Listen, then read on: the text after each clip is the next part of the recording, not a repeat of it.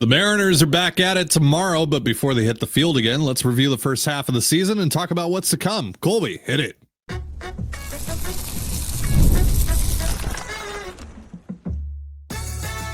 You are Locked On Mariners, your daily Seattle Mariners podcast, part of the Locked On Podcast Network, your team every day. Ahoy, sailors. It is Thursday, July 17th, 2025. This is Teddy Gonzalez and Colby Patnode for the Locked On Mariners podcast, part of the Locked On Podcast Network, your team every day.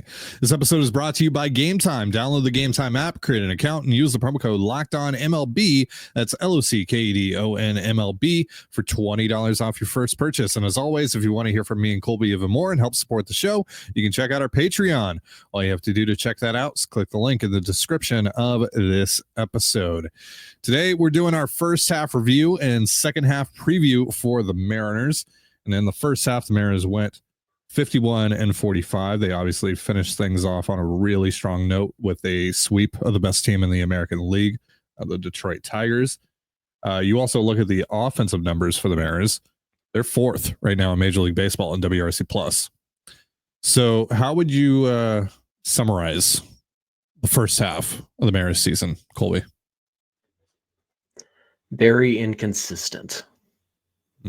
At times looks like, one of the, if not the premier team in the American League, and that they could go to the World Series and they could beat anybody in baseball. And other times it looks like they're the Oakland A's or the Las Vegas A's now. And they're just, and even between those two, sometimes they look like the same old Mariners where they get some starting pitching, but they don't get the offense, or they get the offense and the bullpen blows up. And so it's just been a very inconsistent team. And I think that's what happens when, you have a talent deficiency that you need to address, but also B, that when you build your team around starting pitching and it's not there when you need it to be, it puts a lot of pressure on the offense. It puts a lot of pressure on the bullpen.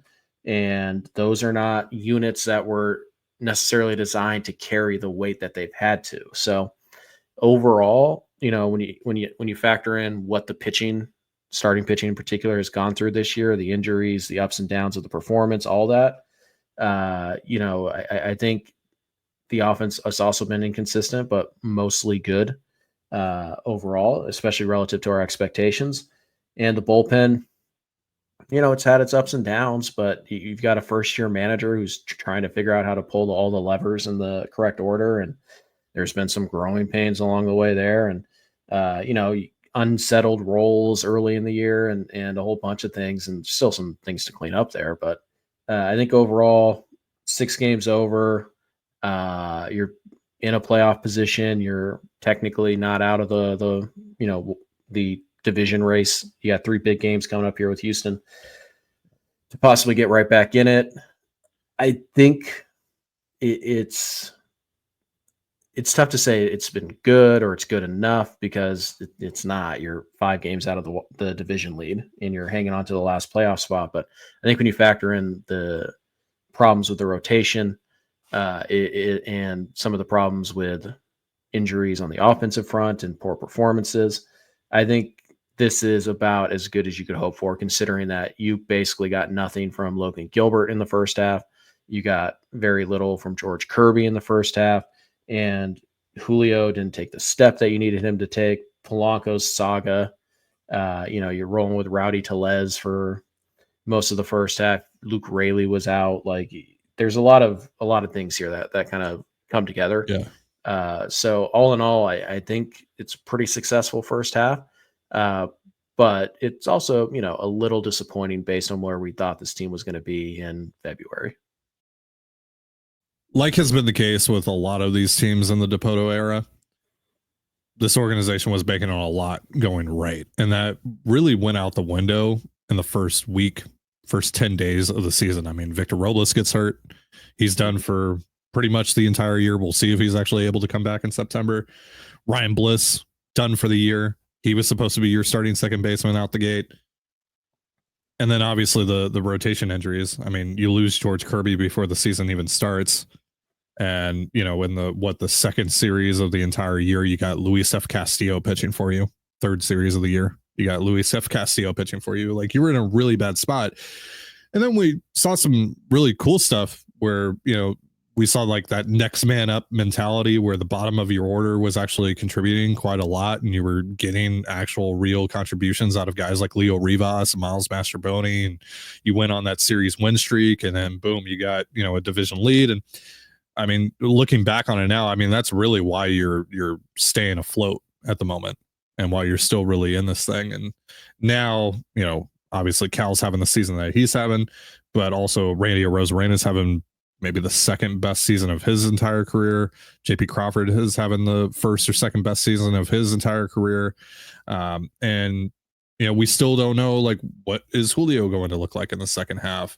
If this rotation can turn things around. I mean, the things that are the biggest issues with this team are ultimately good things to bet on turning around. So there is a nice level of optimism there. But it's also, again, kind of the biggest cause for concern here, and what this team's ceiling ultimately is. But obviously, towards the end here, we started to see a little bit more consistency out of the rotation. They're probably the healthiest they're going to be, because Bryce Miller, even if he is able to return to the rotation again, he has said that this thing that he's been dealing with isn't going to be fully resolved until he actually has the surgery. We'll see if they can kind of continue that momentum. And obviously, Julio looked great in Detroit, but that's only 3 games. So we'll see what that means for the rest of the year, and what else he, maybe has done over the course of this All-Star break to kind of get things back on track for himself. But yeah, I mean, I don't know.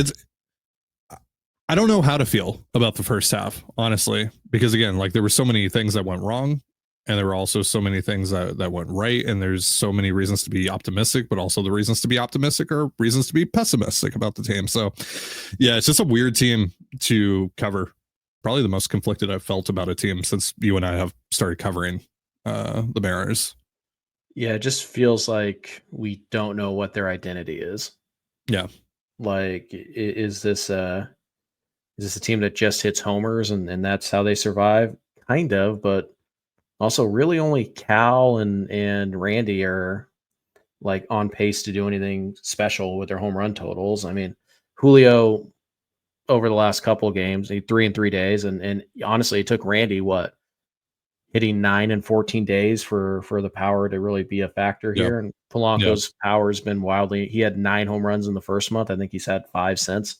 Mm-hmm. So, are they a team that just relies on the home run? Are they a team that draws walks and puts the ball in play? Not really. They walk, but they don't. Are they going to be a wild steal base, wreak havoc type of team? And they were for a minute, and then they weren't, and now they're kind of somewhere in the middle there. And I think what we all thought is like, well, this is a run prevention team, so they're going to pitch really well, and they really haven't. They're middle of the pack in most categories in the pitching stuff. So it just feels kind of like, what are you banking on with this team? And the pessimistic route is that you're banking on Cal Raleigh having the best catcher season we've ever seen, and just one of the best seasons from any player, regardless of position, we've ever seen. And that's what's keeping you afloat. But the optimist point is like, we're counting on all-stars to play like they played in the past, like not be better than they were in the past, just be as good as they were. And for most of the first half, those guys haven't been. So yeah, it's just a weird team. I'm not quite sure what the identity is. I'm not quite sure, who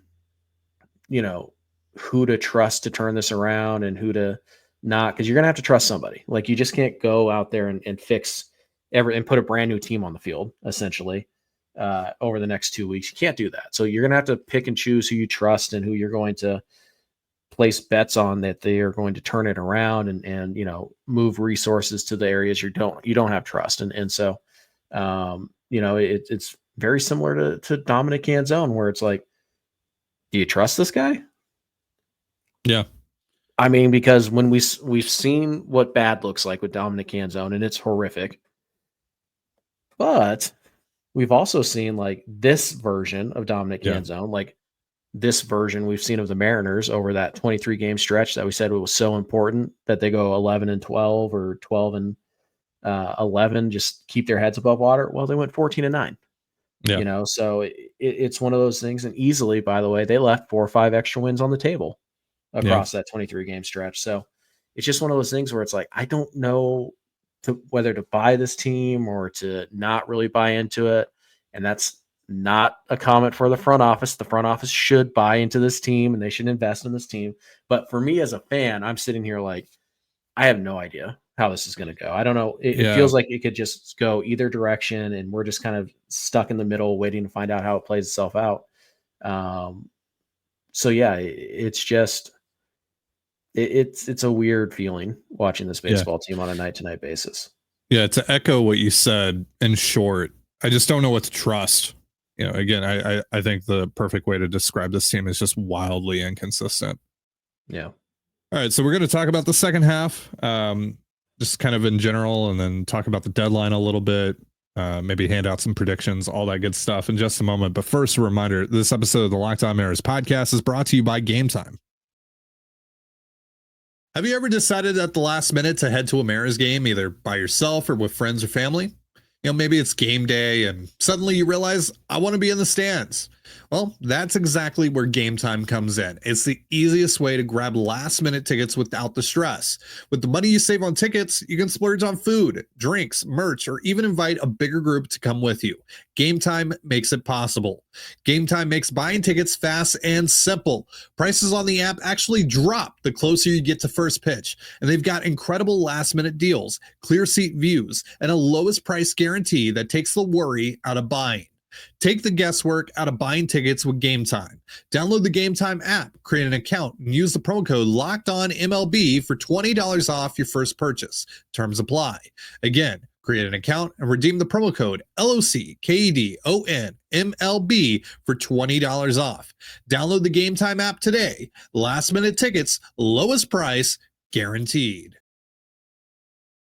And you're listening to the Locked On Mariners podcast. For instant reactions following every Mariners game, be sure to tune in to the Mariners postcast with Anderson Hurst and Christopher Crawford, available on both the Locked On Mariners YouTube and podcast feeds. Those guys will be getting back after it tomorrow after the Mariners Astros game. Yeah, I wish we could take a freaking week off, but whatever. Hey, Anonymous came through with $20 yesterday on our Feeding America fundraiser.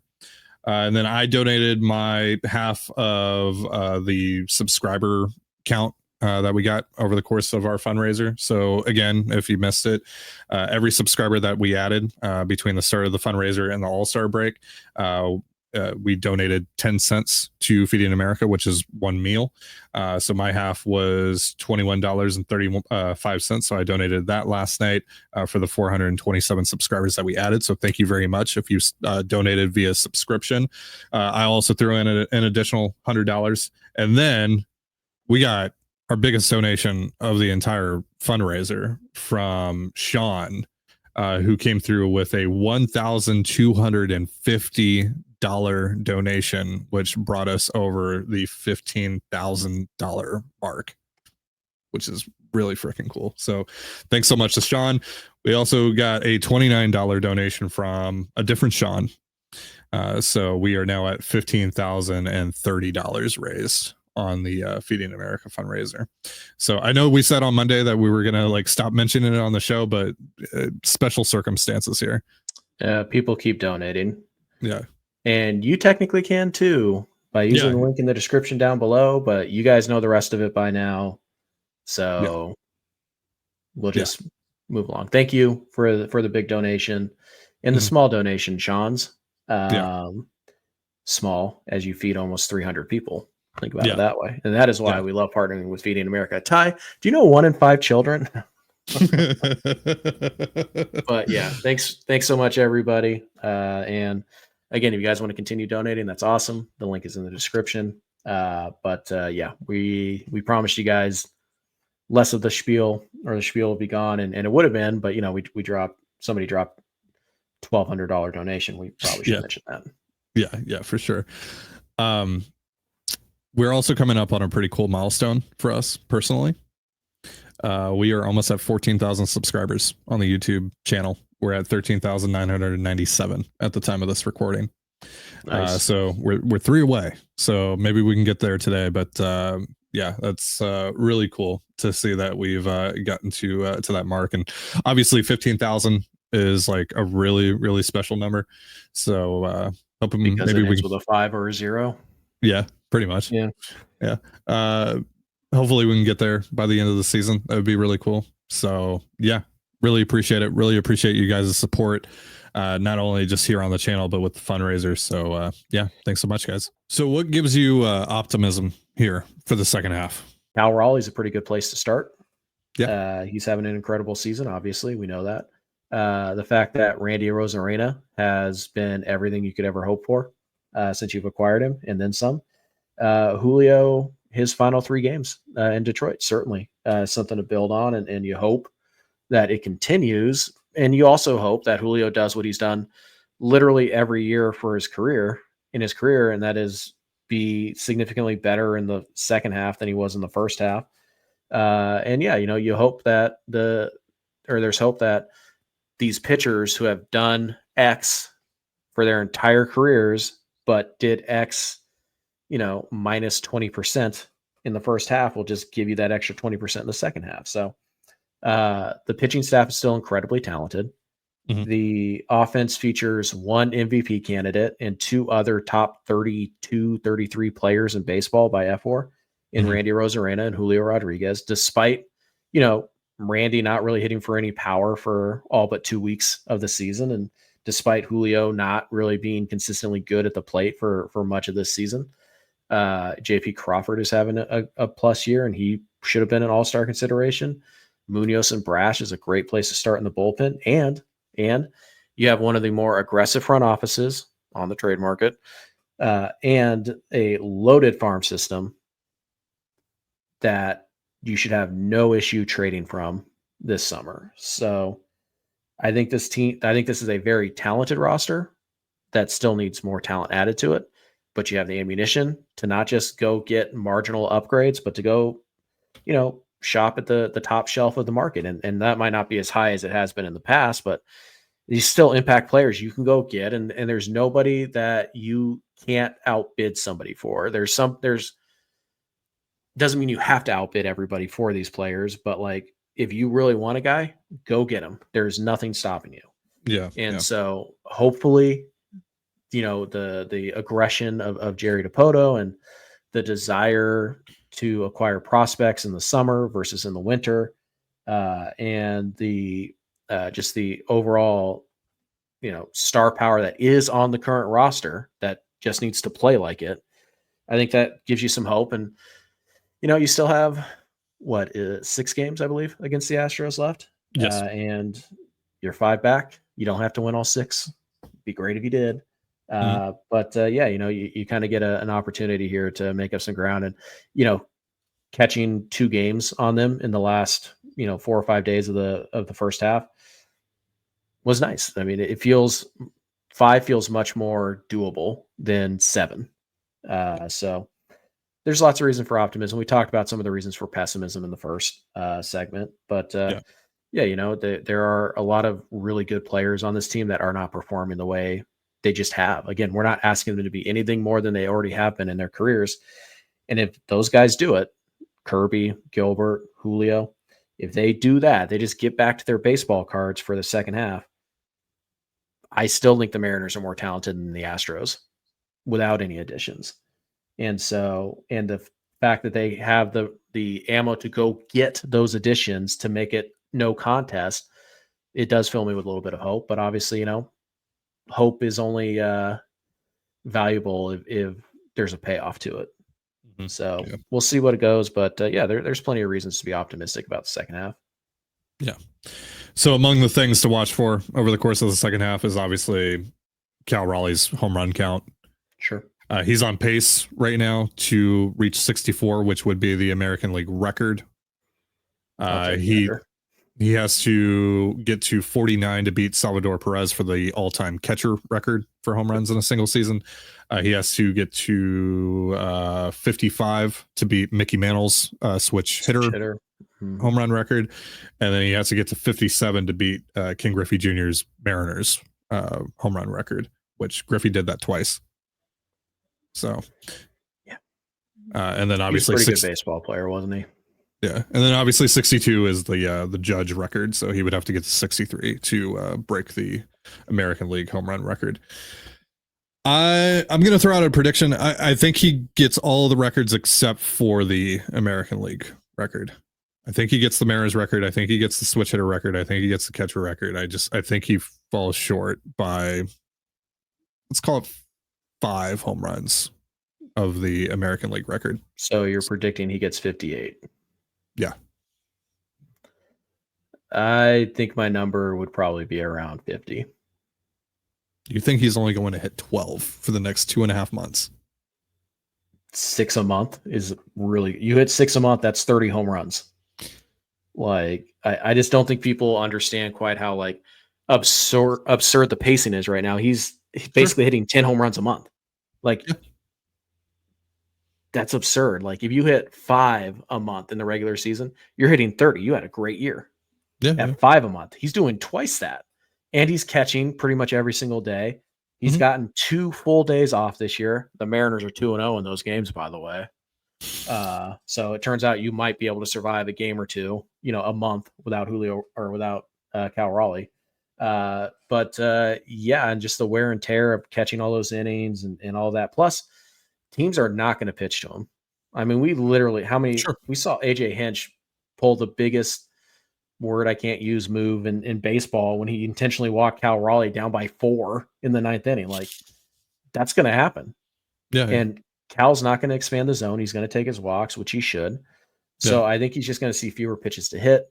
I think that the wear and tear of the full season of catching is going to get to him. And that's not even counting the possibility that he takes a foul ball off the toe wrong or whatever, and he's on the IL for a couple of weeks. So sure. That can happen to anyone.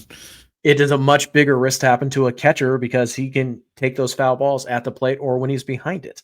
We're not going to pretend that catchers don't have a higher risk of injury than other positions. And again, that's not even counting the general wear and tear of just his entire life. Like, this dude doesn't take days off and he's a catcher. Yeah. So I think he's around 50. I really don't think that this pace is sustainable for an entire year for a catcher. And you also didn't think that he was going to win the home run derby. So no, I didn't. Neither did you, by the way. You took James Wood. How did he do? Yeah. That's what I thought. At least my pick made it to the finals. So it's one of those things. I think it's just the tie reverse jinx working again. Well, then maybe you should say he's going to hit 38. Yeah. You know what? 38 home runs for Cal. Ty's going to stay there. Cal's not hitting a home run for the rest of the second half, according to Ty. So there you go. First at bat back. Boom. So I think 50 is where like maybe 51, 52.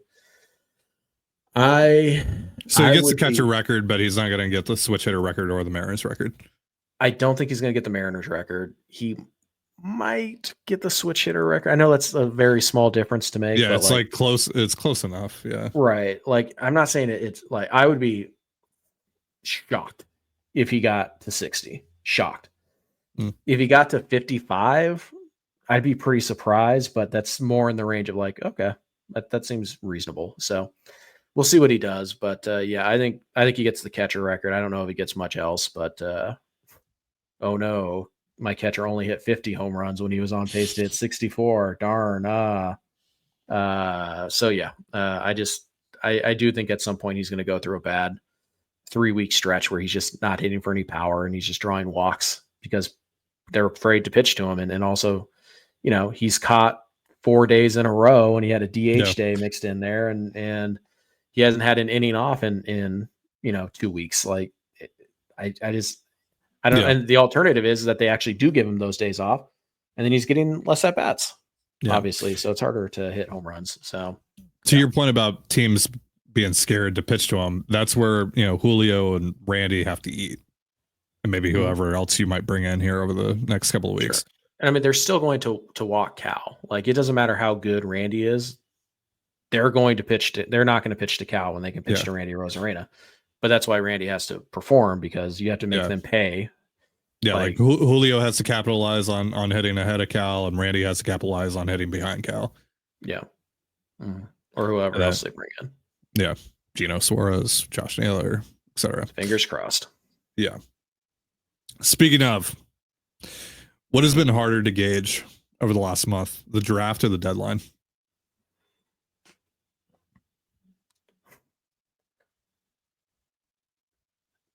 Probably the draft.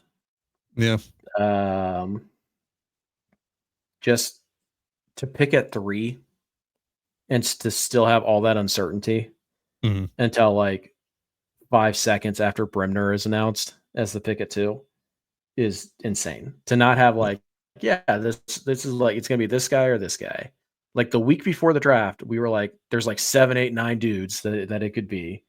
And that's not even counting if Kate Anderson falls to them somehow. So I do feel like the deadline, we roughly know who's going to be available. There's always the possibility that one team wins 7 in a row and they're not sellers anymore, or one team loses 7 in a row and they're sellers. Like Arizona could go and be buyers and Tampa could be sellers, where right now we kind of think it's the opposite. So so that aside, I think the draft was harder to gauge just because, man, there was no consensus. Even at the end, the room was apparently split pretty heavily between 2 guys. And apparently, according to Kylie McDaniel, the 2 guys it wasn't even Arquette. It was Bremner at a huge savings, or it was Seth Hernandez. So yeah, I just had no feel for this draft and who the Mariners were going to take. And again, they had the 3rd pick, and I still didn't have a clue who they were taking until the Angels took Bremner, and then I knew straight away. So I think the draft was a little bit harder to gauge this year. You're listening to the Locked On Mariners podcast. So we talked about this on the Patreon yesterday. The Mariners have a slight conundrum. I wouldn't consider it to be a total it's problem. Not really a problem, but yeah. But obviously, first base is the most common area that you're going to get a bat, an upgrade at the deadline. But then that would push Luke Raley to the outfield, which, hey, there you go. Now you got your outfielder, but him and Dom Canzone are a bit redundant with one another, and Dom Canzone's obviously performing at an incredibly high level right now. So you want to be able to give him playing time, but obviously, Luke has the track record, and Luke has been pretty good since he's come back from the IL as well. So I kind of feel like one of those guys are going to get traded here in the next couple of weeks.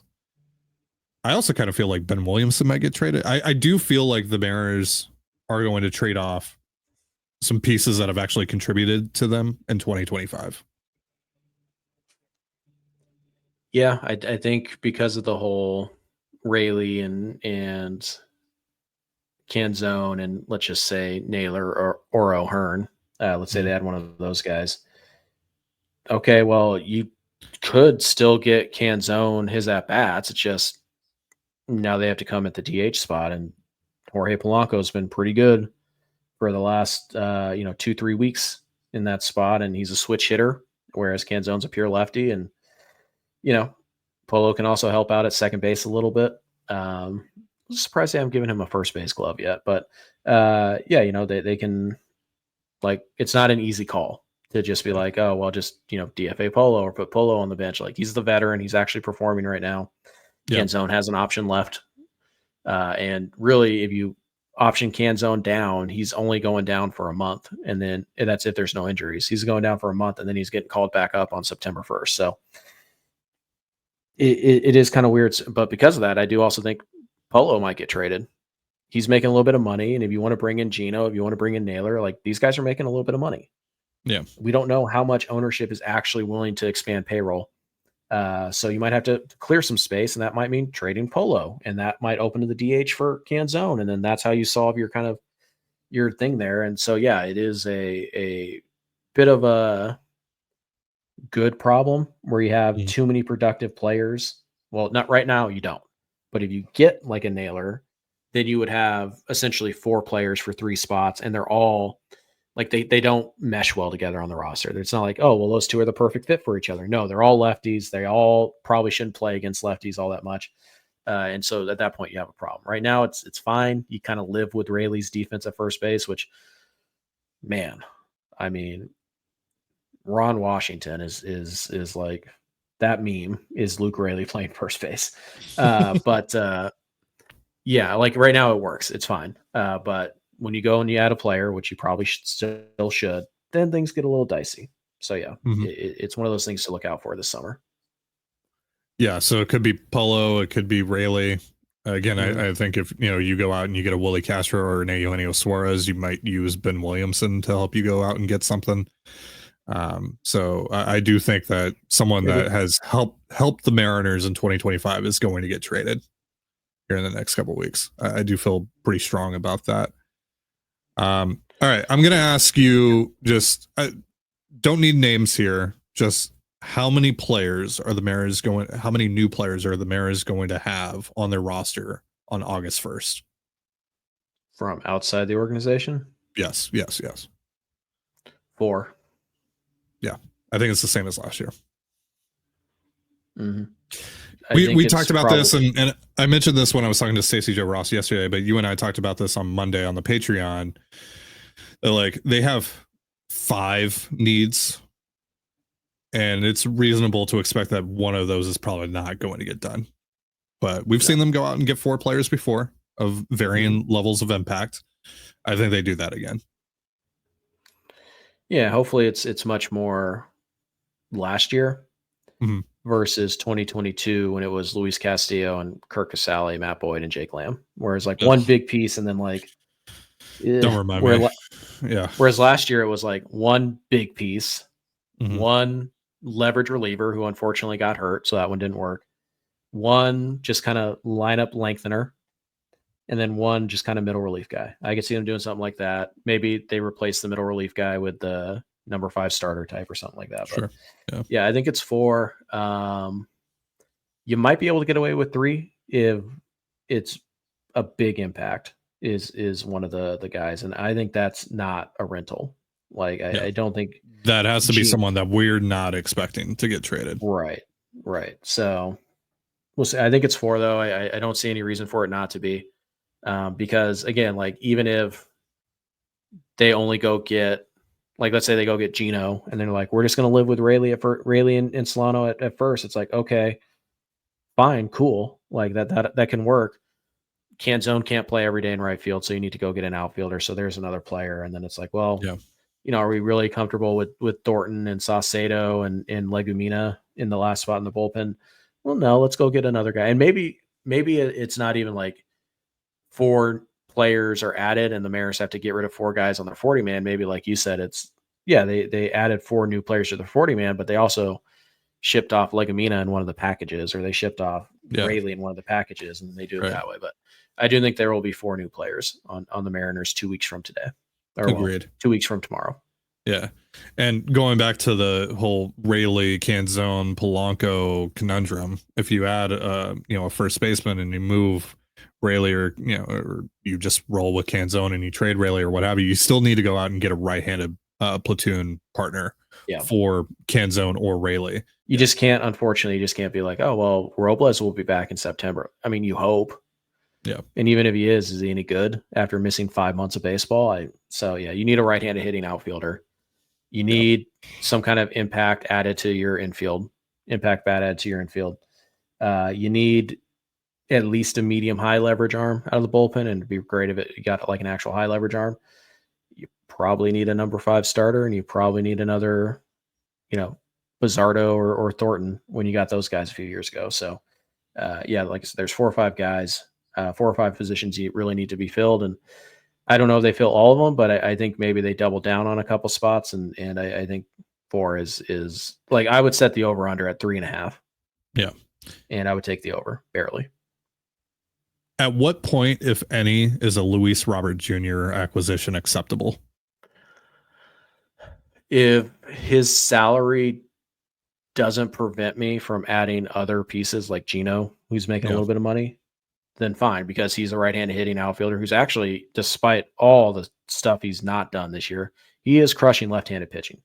Mm-hmm. He also steals bases. He's a plus defender. So again, so long as that money isn't preventing me from going out and getting a true impact player or 2 or 3 impact players, then I'm fine, because I really don't think that is going to cost much of anything. Like maybe it costs you like Tyler Locklear on the high end. But like Yeah, so it's more about the money. We've heard the White Sox are willing to pay that down. They're willing to pay it down enough that ownership is still like, yeah, you can absorb all of Suarez's contract and you can absorb all of this contract or most of this contract. Fine, I'm interested. If it's going to prevent me from doing anything else, I'm not interested. So the Mariners have 66 games left. Yep. Record prediction in the second half. Give it to me. I mean, 33-33 is the most fair. It's probably the safest bet to make too. Ugh. Yeah, so they have 51 wins right now. Yep. So they go 500. They'll go 84-78, which sadly might be enough to make the playoffs. But I do think they're going to get better over the next couple of weeks. Yeah. Obviously, health is the unknown factor here. Yeah, you've got to make some assumptions here about who they're going to come away from the deadline with. I also have to make some assumptions about, like, do we ever see 2024 Logan Gilbert this year? Do we ever see 2024 George Kirby for more than 5 innings? Like, is Cal going to regress? If so, how much? Are they going to be able to make up for that? Is Julio going to be able to? Yeah. So, 66 games. I think they're going to go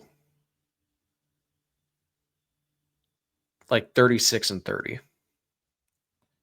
Yeah. 37-29. Like, I think they're going to finish the year around 86, 87 wins. And I'm trying to factor in, like, some of the stuff we talked about happens, some of it doesn't. But yeah, like if Julio explodes and the pitchers get back to who they've always been and they added this deadline, I wouldn't be 100% shocked if they were, one of the best teams record-wise in baseball in the second half. Like, they have that talent level. It's just they're not performing to it right now. But yeah, I think somewhere between 34 and 37 wins in the second half would be my estimation.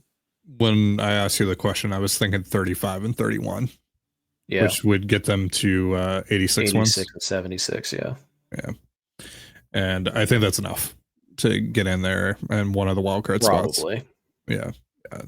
In this American League, unless someone makes, kind of like a Tigers 2024 run.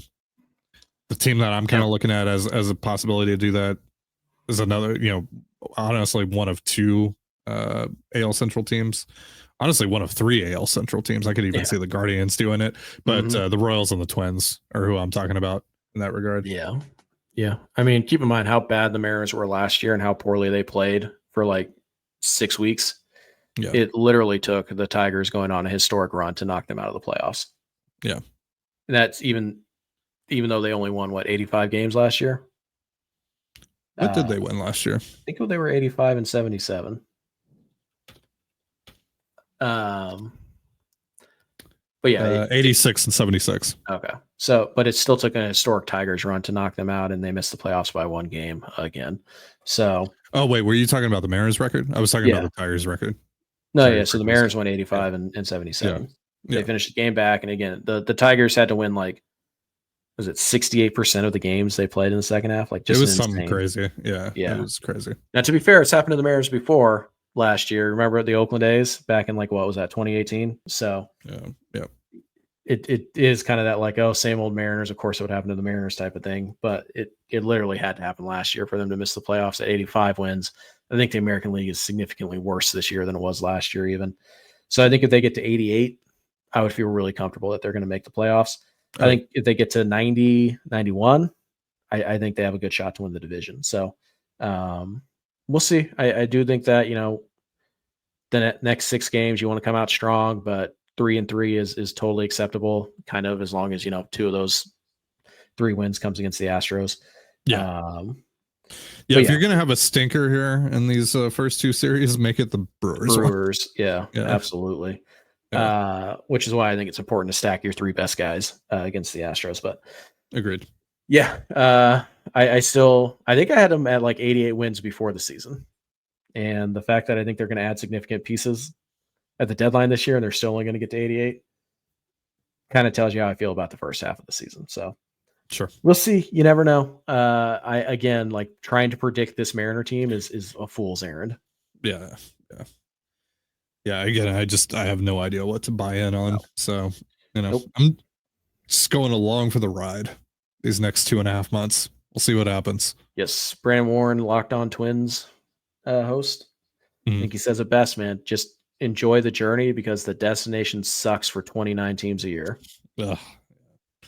Ain't that right? All right. Well, that is going to do it for our show. Thank you so much for joining us here on the Locked On Mariners podcast. For Colby Patnode, I'm Titan Gonzalez. Be sure to give us a follow on Twitter at @LO_Mariners. You can follow me at Titan Gonzalez and Colby at CPAT11. That's CPAT11. We're also on Blue Sky. You can follow me at TDG, Colby at MLB Colby, and the show at Locked On Mariners.